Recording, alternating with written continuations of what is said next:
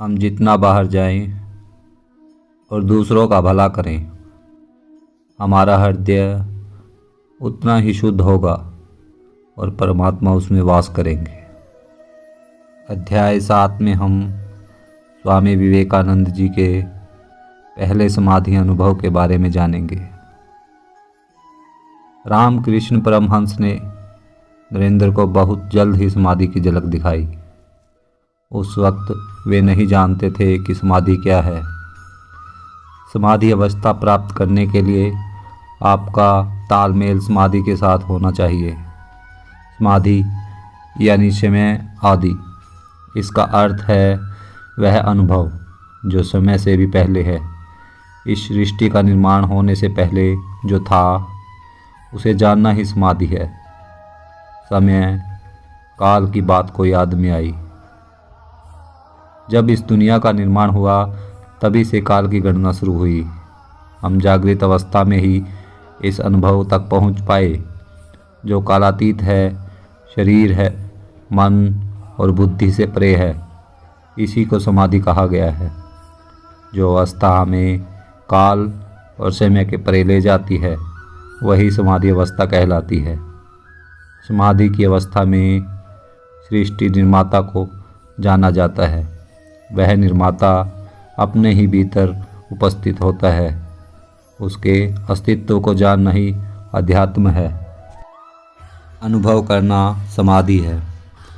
गहरी नींद में हम दरअसल समाधि की अवस्था में ही होते हैं, लेकिन नींद में कितने घंटे बीत गए हमें उसका ध्यान नहीं आता और सुबह उठने के बाद ही समय देखकर ही हम यह देख पाते हैं कि हम कितने घंटे सोए। हर रात हम समाधि में ही होते हैं, लेकिन यह समाधि बेहोशी की अवस्था में होती है। समाधि का अनुभव जागृत अवस्था में भी लिया जा सकता है, लेकिन उसके लिए शिष्य को तैयारी करनी पड़ती है और अपनी पात्रता सिद्ध करनी पड़ती है। स्वामी विवेकानंद को समाधि का अनुभव तब प्राप्त हुआ जब वे उसके लिए बिल्कुल भी तैयार नहीं थे। एक बार स्वामी विवेकानंद अपने कुछ दोस्तों के साथ दक्षिणेश्वर पहुँचे। रामकृष्ण मंदिर में बैठे थे। नरेंद्र को देखते ही उन्होंने अपने नज़दीक बैठने का इशारा किया। भजन शुरू हुआ तो नरेंद्र ने देखा कि ठाकुर अपने स्थान से सरकते हुए उनके नज़दीक आ रहे हैं। नरेंद्र को शंका हुई कि शायद वे फिर से पहले जैसी ही बातें शुरू कर देंगे, लेकिन जब उन्होंने नरेंद्र के काफ़ी नज़दीक आकर उनके सिर पर अपना हाथ रखा तो नरेंद्र को एक अनजानी अवस्था में चले गए। वह नरेंद्र का पहला समाधि का अनुभव था। उन्होंने महसूस किया कि सारी चीज़ें गोल गोल घूम रही हैं और धीरे धीरे विलीन हो रही हैं। इस अनुभव से नरेंद्र बहुत घबरा गए।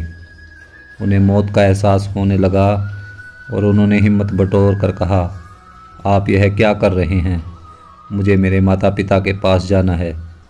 तब रामकृष्ण परमहंस ने उनके तेज स्थान पर हाथ रखा और कहा, ठीक है, अभी रहने दो, जल्दबाजी नहीं करेंगे, आज के लिए इतना ही काफ़ी है।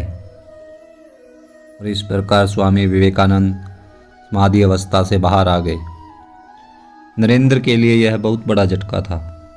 पहली बार समाधि का अनुभव करने वाले कई लोगों के साथ ऐसा ही होता है। वे समझ नहीं पाते कि दरअसल हो क्या रहा है।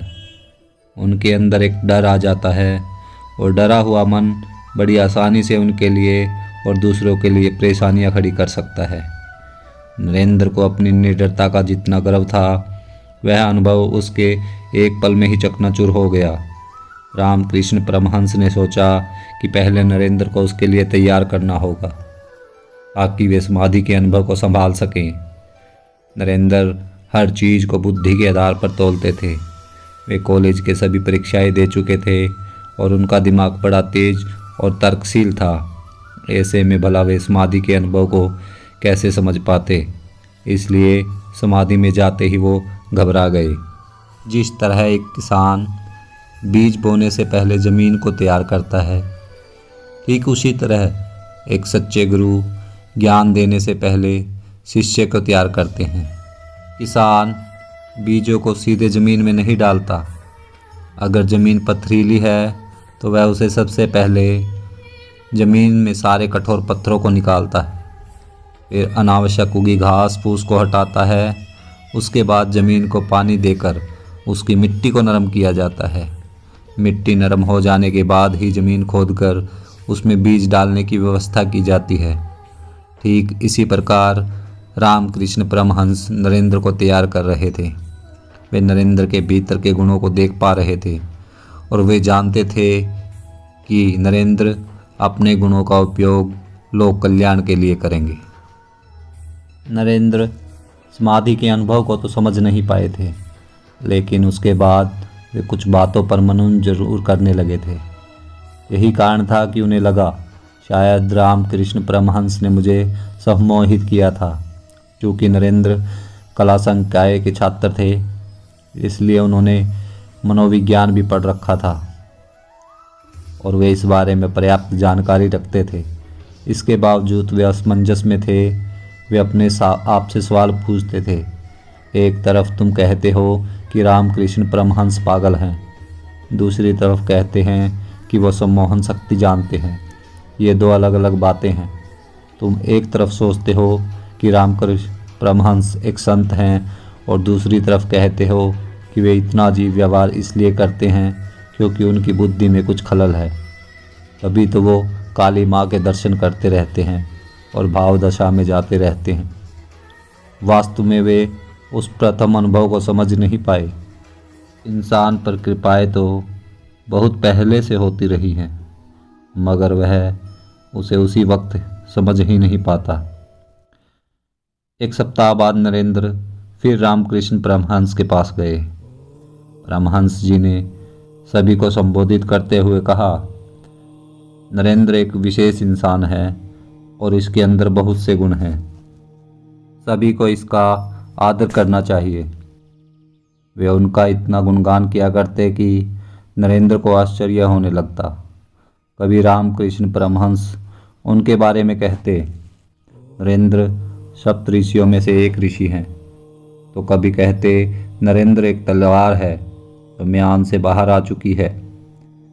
नरेंद्र के बारे में रामकृष्ण परमहंस अक्सर कहते रहते थे, देखो कितना बढ़िया विद्यार्थी है, कितनी अच्छी तरह पढ़ाई करता है, बात करने का सलीका देखो कितना बढ़िया है, इसका संगीत देखो कितना अद्भुत है।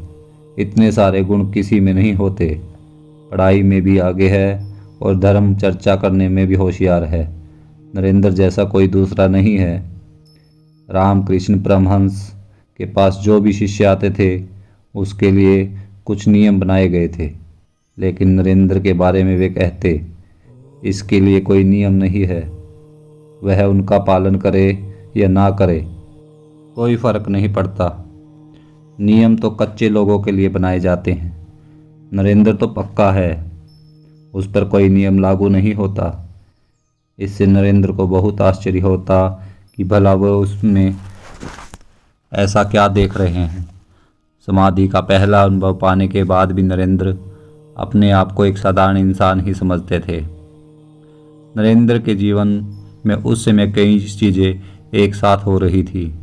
एक तरफ जहां घर में उनकी शादी की बातें चल रही थी, वहीं दूसरी तरफ उन्हें वह उस तरह के अनुभव भी मिल रहे थे। इसके साथ ही उन्हें अपने भविष्य की भी चिंता थी और यह सवाल उनके मन में अक्सर ही उठता रहता था कि भविष्य में उन्हें किस रास्ते पर चलना है।